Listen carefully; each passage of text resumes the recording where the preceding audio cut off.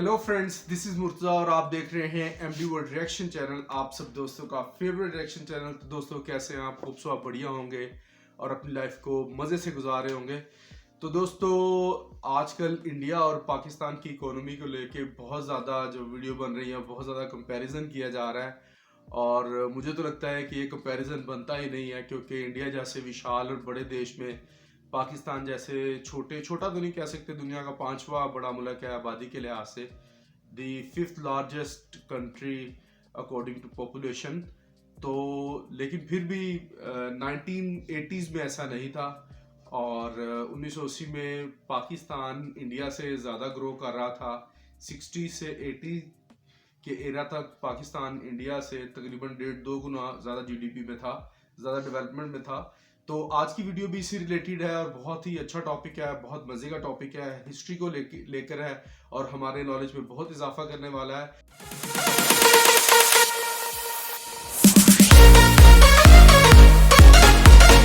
कुछ महीने पहले इमरान खान ने ये स्टेटमेंट दी थी। अभी भी पाकिस्तान सस्ता है। हमारी पेट्रोल और डीजल की कीमतें देखें और कंपेयर करें हिंदुस्तान से बांग्लादेश, हम सबसे लेकिन सस्ता जीडीपी भी तो ज्यादा है। और इस चीज के लिए उनको क्रिटिसाइज किया गया क्योंकि इंडिया का जीडीपी पर कैपिटा पाकिस्तान के जीडीपी पर कैपिटा से 1.5 गुना ज्यादा है। पर आज जब हम बहुत आसानी से कह सकते हैं कि इंडिया की इकोनॉमी पाकिस्तान की इकोनॉमी से बेहतर कर रही है, एक टाइम था जब हम ऐसा नहीं कह सकते थे। इस ग्राफ को देखिए, 1980 में पाकिस्तान का जीडीपी पर कैपिटा इंडिया से ज्यादा था, पर 40 साल बाद इंडिया का जीडीपी पर कैपिटा ऑलमोस्ट 70% ज्यादा है पाकिस्तान से। 1988 से पाकिस्तान आईएमएफ के पास गया है 12 बार एक लोन मांगने के लिए। Pakistan has finally managed to secure an IMF bailout, yet another bailout to be frank. और इसी पीरियड के दौरान इंडिया आईएमएफ के पास बस एक बार गया है। पाकिस्तान के फॉर्मर फाइनेंस मिनिस्टर ने कहा कि 1988 के पहले पाकिस्तान इंडिया से बहुत बेहतर कर रहा था कई इकोनॉमिक इंडिकेटर्स पर, और ये सच है। 1960 से 1980s के दौरान पाकिस्तानी इकोनॉमी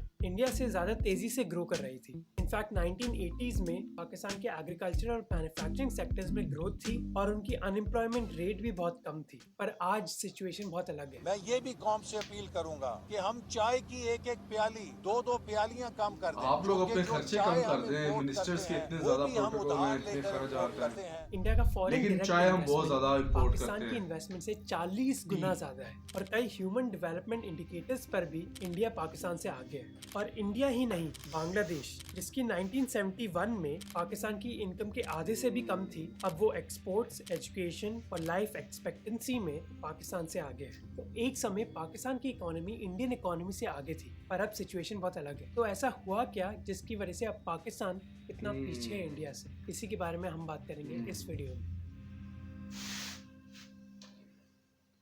इस चीज को समझने के लिए हमें 1947 के पहले जाना होगा, जब ये दोनों देश एक थे। ये कुछ फोटोज हैं बंगाल फैमिन से, जो 20वीं सदी का सबसे भयानक डिजास्टर्स में से एक था, जिसकी वजह से 30 लाख लोग मारे गए थे। उस समय अंग्रेजों ने कहा था कि ये एक अनअवॉइडेबल नेचुरल डिजास्टर था, पर आज कई रिसर्चर्स मानते हैं कि ये डिजास्टर अंग्रेजों की वजह से ही हुआ था, क्योंकि उस समय इन्फ्लेशन बहुत बढ़ गई थी। इस चीज के लिए जिम्मेदार अंग्रेजों की पॉलिसीज भी थी, जिसकी वजह से जरूरी रिसोर्सेज गरीब इंडियन से छीनी जा रही थी, ताकि ब्रिटिश और अमेरिकन सोल्जर्स अपनी वर्ल्ड वॉर लड़ सके। ये एक उदाहरण है जो हमें बताता है कि अंग्रेजों के दौरान इंडिया और पाकिस्तान को किस चीज से गुजरना पड़ा था। 1900 से 1947 के दौरान इंडिया की इकोनॉमिक ग्रोथ बस करीब 1% थी हर साल की। इसके पीछे कारण था कि इंडिया की इकोनॉमी उस समय मोस्टली एग्रीकल्चरल थी, और इसके बावजूद अंग्रेजों ने बहुत कम इन्वेस्टमेंट करी थी इंडिया की एग्रीकल्चरल प्रोडक्टिविटी बढ़ाने के लिए। अंग्रेजों ने इंडियंस की ह्यूमन पोटेंशियल पर भी बहुत कम इन्वेस्टमेंट्स करी, जैसे एजुकेशन और हेल्थ केयर में बहुत कम पैसा डाला गया, जिसकी वजह से दुनिया में इंडिया की लिटरेसी रेट सबसे कम में से एक थी, और लाइफ एक्सपेक्टेंसी 30 से 40 साल के बीच थी, जिसकी वजह से जब दोनों देशों को इंडिपेंडेंस मिली, तब दोनों सरकारों की जिम्मेदारी थी कई सालों की स्लो ग्रोथ रेट को चेंज करने की। कई पॉलिसीज दोनों साइड्स में बहुत सिमिलर थी। दोनों ही देशों की इकोनॉमीज में सरकार एक बहुत इंपॉर्टेंट रोल प्ले कर रही थी, जिसको हम कहते हैं सेंट्रल प्लानिंग।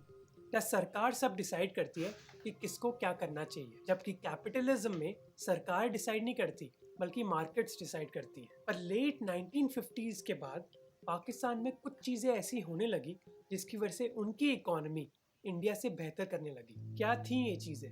लियाकत अली खान से लेकर फिरोज खान नून तक अपने इंडिपेंडेंस के पहले 11 साल में पाकिस्तान के 7 प्राइम मिनिस्टर्स थे। ये सिलसिला थमा 1958 में जब आयूब खान ने एक मिलिट्री रूल इम्पोज किया। सारे मुल्क में मार्शल लॉ नाफिज कर दिया गया है। अब चाहे इस मिलिट्री रूल के पॉलिटिकल कॉन्सिक्वेंसेस इतने अच्छे नहीं थे, जिनके बारे में हमने एक पिछले वीडियो में बात करी थी, पर आयूब खान के रूल में एक पीरियड स्टार्ट हुआ जिसको पाकिस्तानी इकोनॉमी के लिए गोल्डन पीरियड कहा जाता है, क्योंकि पॉलिटिकल स्टेबिलिटी की वजह से 1960s के दौरान पाकिस्तान की इकोनॉमी तेज गति से बढ़ी। इस पीरियड के दौरान सरकार ने इंफ्रास्ट्रक्चर और हैवी इंडस्ट्रीज में इन्वेस्टमेंट करी। इस समय के दौरान पाकिस्तान को अपनी पहली ऑयल रिफाइनरी मिली, एक ऑटोमोबाइल इंडस्ट्री स्टार्ट हुई, सीमेंट इंडस्ट्री स्टार्ट हुई और कई और हैवी मैन्युफैक्चरिंग इंडस्ट्रीज भी स्टार्ट हुई। इस समय के दौरान पाकिस्तान की मैन्युफैक्चरिंग ग्रोथ बिल्कुल उस समय कोरिया भी पाकिस्तान से, साउथ कोरिया भी पाकिस्तान से सीख रहा था।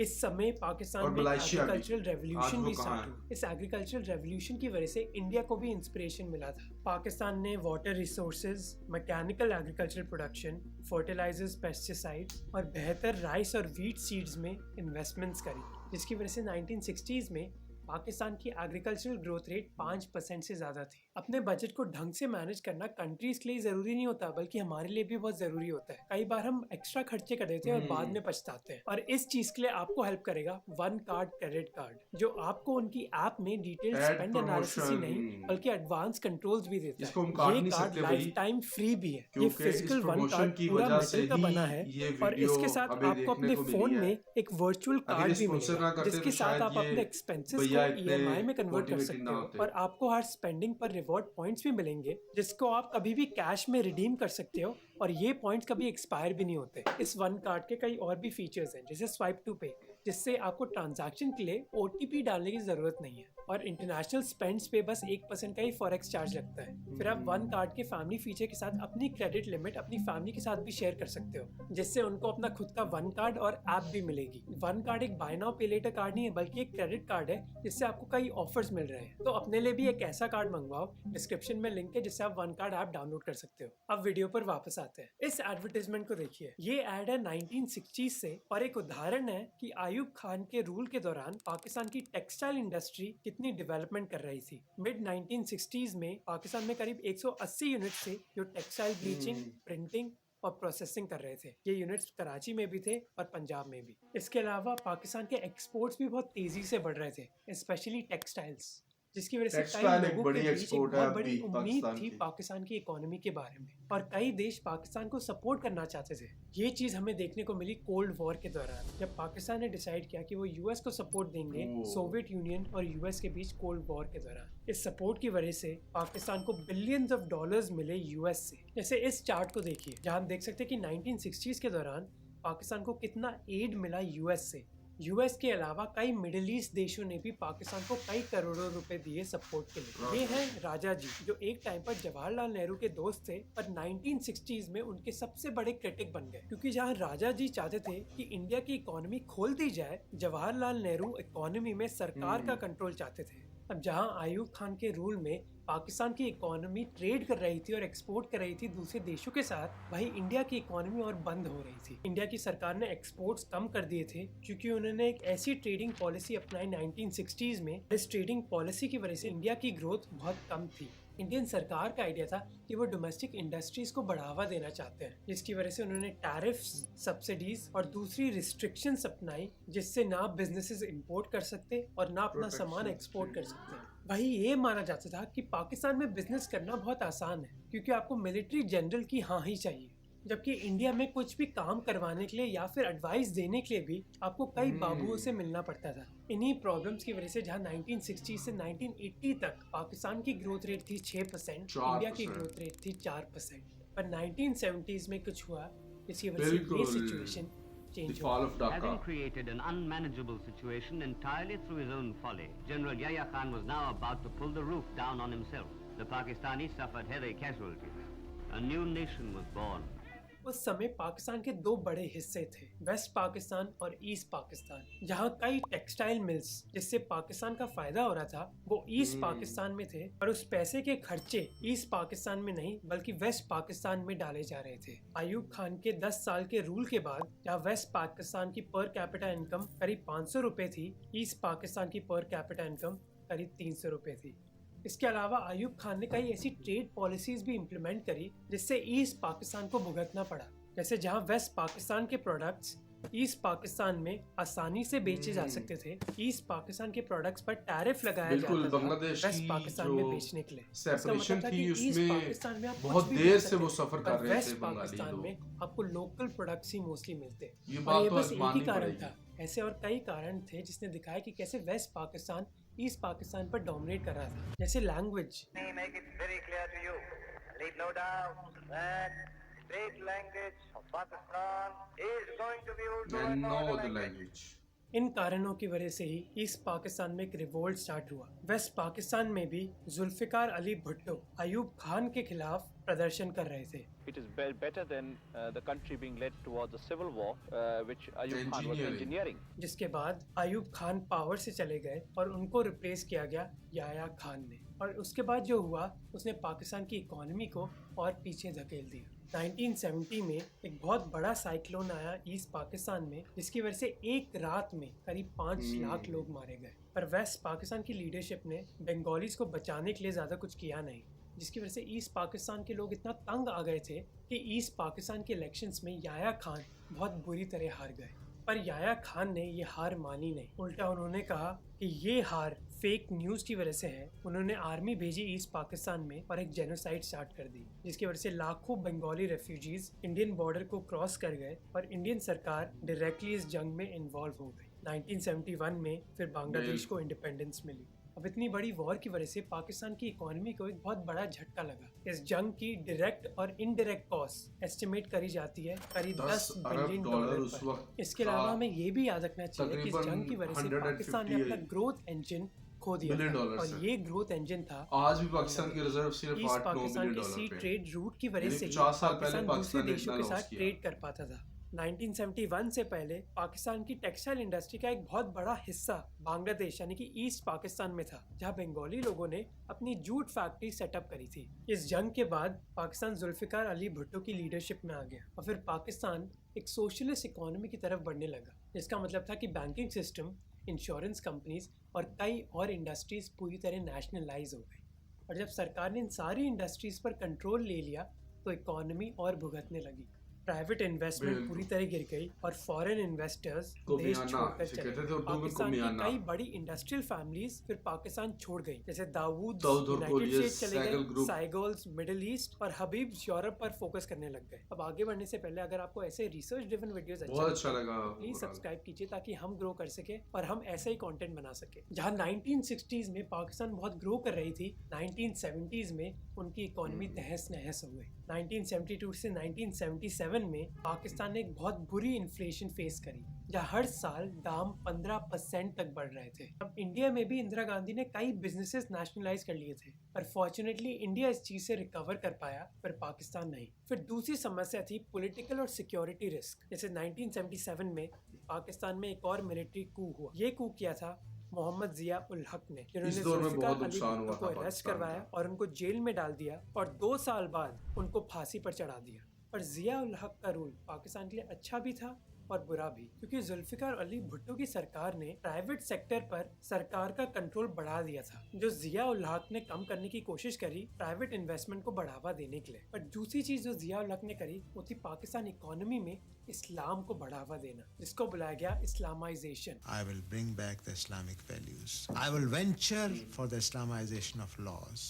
बांग्लादेश के बनने के बाद जिया उल हक मानते थे कि इस्लाम बहुत ज़रूरी है पूरे देश को यूनाइट करने के लिए, इसीलिए उन्होंने पाकिस्तान इकोनॉमी को भी इस्लाम की तरह सेटअप करने की कोशिश करी, जिसे पाकिस्तान की मिलिट्री सरकार बैंक्स के बैलेंसेस से 2.5% काटने लग गई और गरीबों में बांटने लग गई ज़कात कमेटीज के द्वारा। इस इस्लामाइजेशन के जरिए जिया उल हक मिडिल ईस्ट देशों के साथ अपने रिलेशनशिप्स इंप्रूव करना चाहते थे और ये कुछ हद तक काम भी किया, क्योंकि कई पाकिस्तानी मिडिल ईस्ट में काम करने लग गए और उधर से कमाया हुआ पैसा पाकिस्तान वापस भेजने लग गए। इन पॉलिसीज की वजह से पाकिस्तानी इकोनॉमी भी इम्प्रूव हुई और अनएम्प्लॉयमेंट रेट बहुत कम हो गई। पर इस इस्लामाइजेशन का एक बुरा इम्पैक्ट भी पड़ा, जो हमें देखने को मिला 1979 में, जब सोवियत यूनियन ने अफगानिस्तान को इन्वेड किया एक कम्युनिस्ट गवर्नमेंट एस्टैब्लिश करने के लिए। इसके रिस्पांस में अमेरिका ने मुजाहिदीन फाइटर्स को पैसे भेजे। तब तक तो ये अमेरिका के हीरो थे ये सब। पाकिस्तान ने एक अहम रोल प्ले किया इन मुजाहिदीन फाइटर्स को सपोर्ट देने के लिए। अब इस सपोर्ट का इम्पैक्ट पाकिस्तान को डायरेक्टली भी झेलना पड़ा। अफगानिस्तान में ये वॉर खत्म हुई 1989 में और उसके बाद पाकिस्तान की डोमेस्टिक पॉलिटिक्स में उलट पुलट होती रही। 1988 में जिया उल हक मारे गए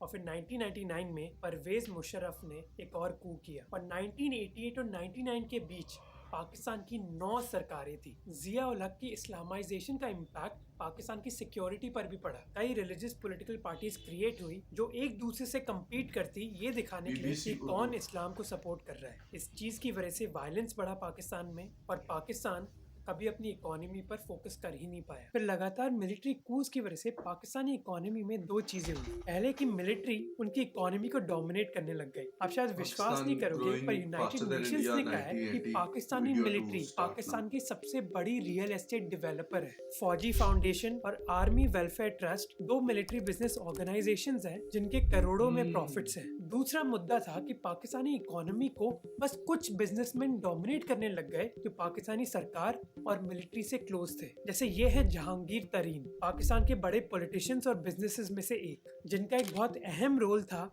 इमरान खान को प्राइम मिनिस्टर बनाने का। आप क्या गेस कर सकते हैं उनका मेन बिजनेस क्या है? चीनी। हाँ, चीनी। शुगर पाकिस्तान की सबसे पावरफुल इंडस्ट्रीज में से एक है और मानो हर पॉलिटिशियन इस इंडस्ट्री से कनेक्टेड है। In fact current Pakistani prime minister और उनके भाई की भी बड़ी इन्वॉल्वमेंट है इस इंडस्ट्री में, जिसकी वजह से पाकिस्तानी सरकार कई पैसे खर्च करती है इन शुगर मिल्स को सब्सिडीज देने के लिए, जबकि ये पैसा दूसरी इंडस्ट्रीज में यूज हो सकता है। और बॉर्डर के उस पार ऐसा नहीं था कि प्रॉब्लम्स नहीं थी। इंडियन इकोनॉमी भी बहुत मुश्किल में थी। 1980s में इंदिरा गांधी असैसिनेट हुई, भोपाल गैस ट्रेजेडी हुई और सिख जेनोसाइड भी हुई। और इस पूरे टाइम के दौरान इंडियन इकोनॉमी एक लाइसेंस राज पर थी, जहां एक छोटा सा काम करवाने के लिए भी आपको कई सरकारी कर्मचारियों से मिलना पड़ता। इस वजह से कई कंपनीज बंद भी हुई। जैसे 1977 में कोका कोला इंडियन मार्केट को छोड़ के चली गई जब सरकार ने उनको अपना कॉन्सेंट्रेट इंपोर्ट करने के लिए लाइसेंस नहीं दिया। एक प्राइवेट कंपनीज को काम करने के लिए करीब 80 सरकारी एजेंसी से बात करनी पड़ती। इसी वजह से कुछ ही कंपनीज हमारी इकोनॉमी को डोमिनेट कर रही थी, जैसे एयर इंडिया एविएशन में, दूरदर्शन टीवी पर